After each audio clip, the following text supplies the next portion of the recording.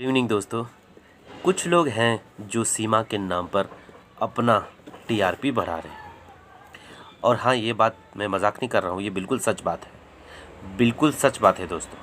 और मैं ऐसा इसलिए बोल रहा हूँ क्योंकि आपने देखा होगा परमार जी जो एक बहुत बड़े नेता कहलाते हैं खुद अपने आप में, लेकिन वो भी यहाँ पर टीआरपी लेने के लिए कूद पड़े क्योंकि उनकी यही बात झूठी लगी है। वो मैं आपको बता रहा हूँ। वो क्या बोल रहे थे, सीमा का घर जाएंगे, शादी रुकवाएंगे। ना उन्होंने शादी रुकवाया, ना ही कुछ करा। उनको पता था कि 12 तारीख को सारा चीज़ होने वाला है। सारा चीज़ मतलब शादी ब्याह लंद फंद एंगेजमेंट और क्या क्या बोलते हैं उसको, एनिवर्सरी। उनको सारा चीज़ मालूम था कि क्या होने वाला है सीन। फिर वो वहीं रहते हैं और इतने बड़े नेता हैं और वो गए नहीं, 10-20 लोगों को लेकर के जाते हैं तो ज़रूर सीमा का ये ड्रामा बंद हो चुका होता। लेकिन हुआ क्या? आपको क्या सुनने के लिए मिलता है?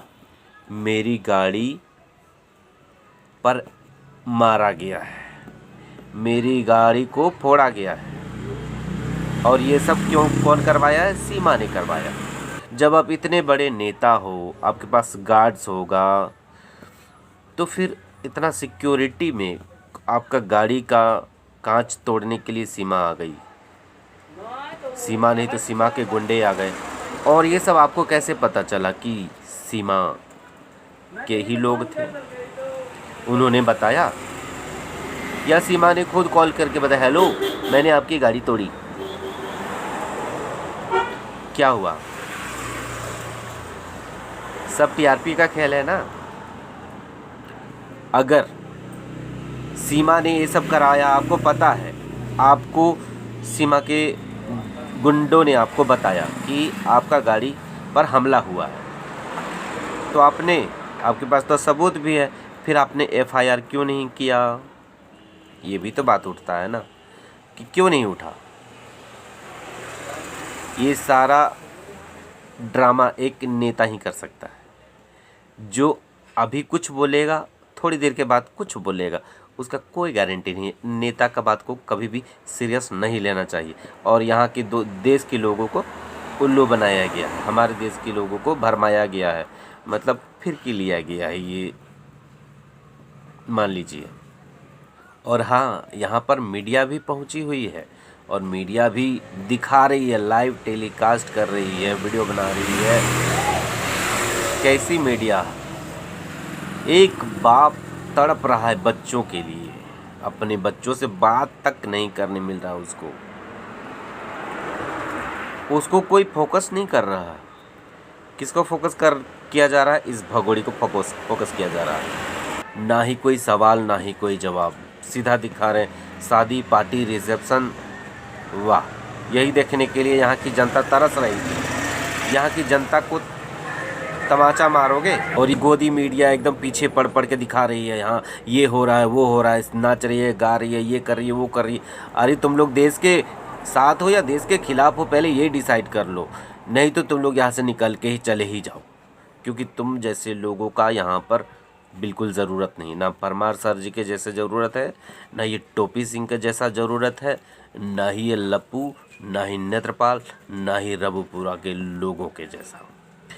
खैर, इधर तो सिटी में आपका क्या बोलते हैं, रबुपुरा हो या जो भी हो, लोगों को किसी दूसरे से कोई मतलब नहीं होता। जिसको मतलब होता है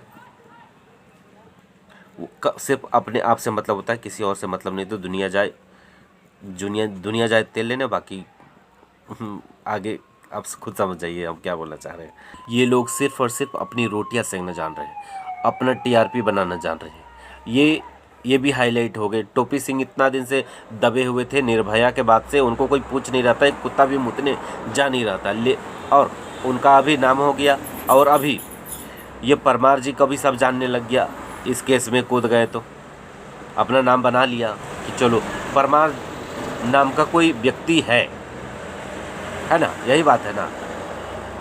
आप लोग तो कुछ करोगे धरोगे नहीं, हम लोग अपना डेटा खर्च करके हम लोग आवाज़ उठाते रहेंगे, और आप लोग नेता फेता हो बेकार के, किसी काम के तो हो नहीं। आप लोग ना नेता हो काम के, ना ही वकील हो काम के, ना ही ये रिपोर्टर करने वाले लोग काम के हैं। सारे लोग बेकार हैं, सिर्फ अपना घर का चूल्हा जलाने के बारे में सोचते हैं। देश का कैसे साथ देना है, देश के साथ कैसे खड़े रहना है, देश में क्या हो रहा है, किसी चीज़ से कोई मतलब नहीं। देश में सही हो गलत हो कोई मतलब नहीं है।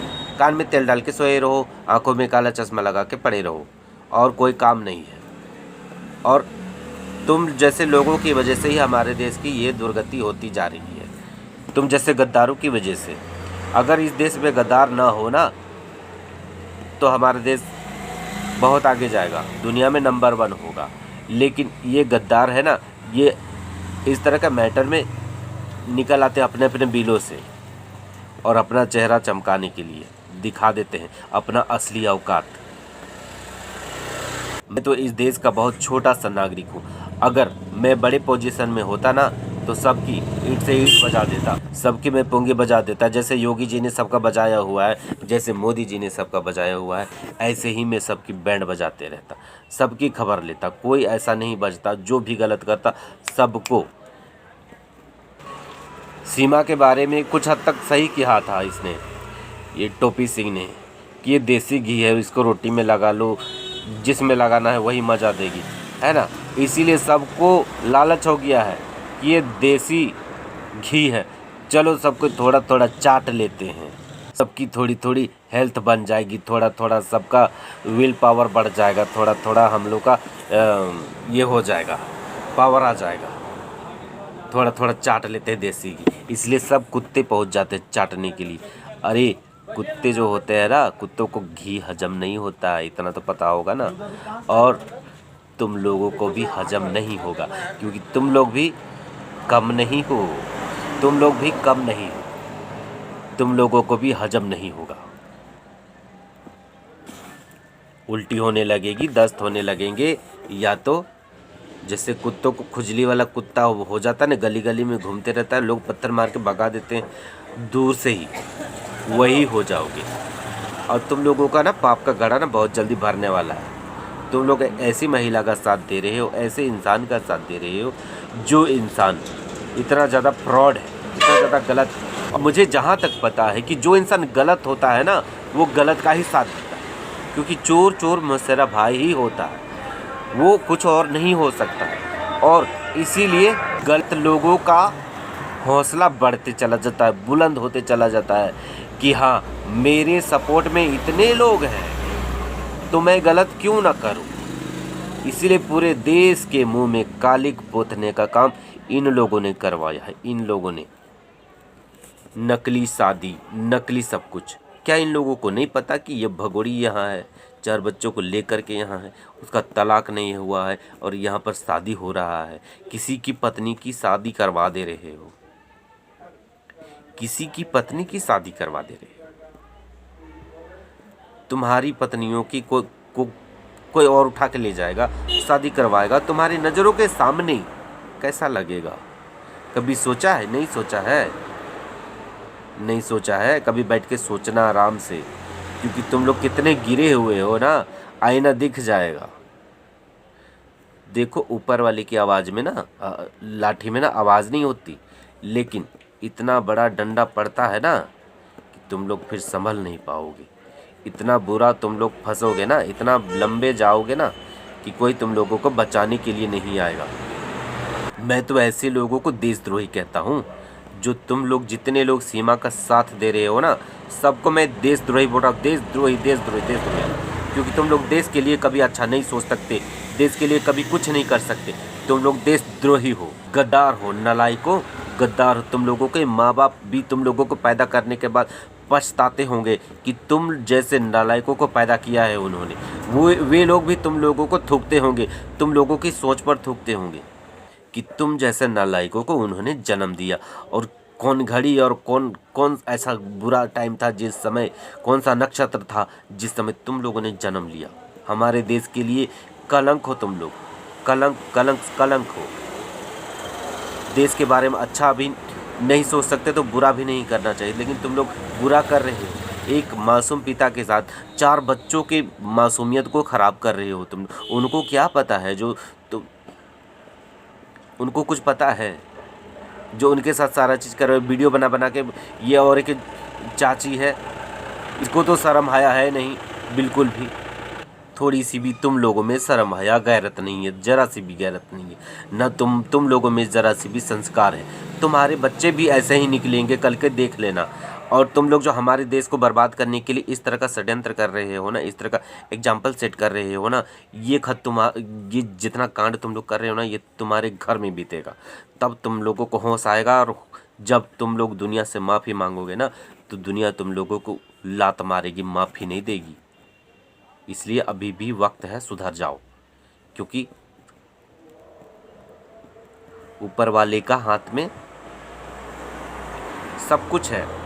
समय से बड़ा कोई नहीं है। समय से बड़ा अगर बनना चाहोगे ना, समय से बड़ा कभी नहीं बन सकते। समय का चक्र घूमता है ऐसे ऐसे, जैसे जैसे घूमेगा वैसे वैसे तुम्हारा काल चक्र घूमेगा, वैसे वैसे तुम्हारा विनाश शुरू होगा। जितने सारे कर्म कांड किए हैं ना, सारा चीज़ घूम कर तुम्हारे ऊपर आएगा। जो जैसा करता है वैसा भरता है। तो मैं तुम लोगों को क्यों बोलता हूँ, क्योंकि मुझे अपने देश का फिक्र है, मुझे अपने आने वाले भविष्य का फिक्र है। हमारे बच्चे कल को क्या सीखेंगे, क्या उनको संस्कार मिलेगा, क्या देख के क्या एग्जाम्पल सेट होगा। तुम लोगों को तो कुछ है नहीं। तुम्हारी तो आधी निकल गई, आधी से ज़्यादा निकल गई। अब तो तुम लोगों का कमर से नीचे का मतलब लटकी हुई है कब्र में। तो तुम लोगों को फिक्र करने की ज़रूरत है नहीं। तुम्हारे नाते पोता होंगे, उनको दिक्कत होगा, उनकी आने वाली पीढ़ियों को दिक्कत होगा। क्योंकि तुम्हारा तो निकल चुका 75%, 80% निकल चुका। फिर भी तुम लोगों को शर्म आया तो है नहीं। और ये बाबाएँ माताएँ यहाँ पहुँच जाती हैं सीमा का लैट्रिन चाटने के लिए। शर्म आनी चाहिए तुम लोगों को, शर्म आनी चाहिए, शर्म। बेहया बेगैरत लोगों।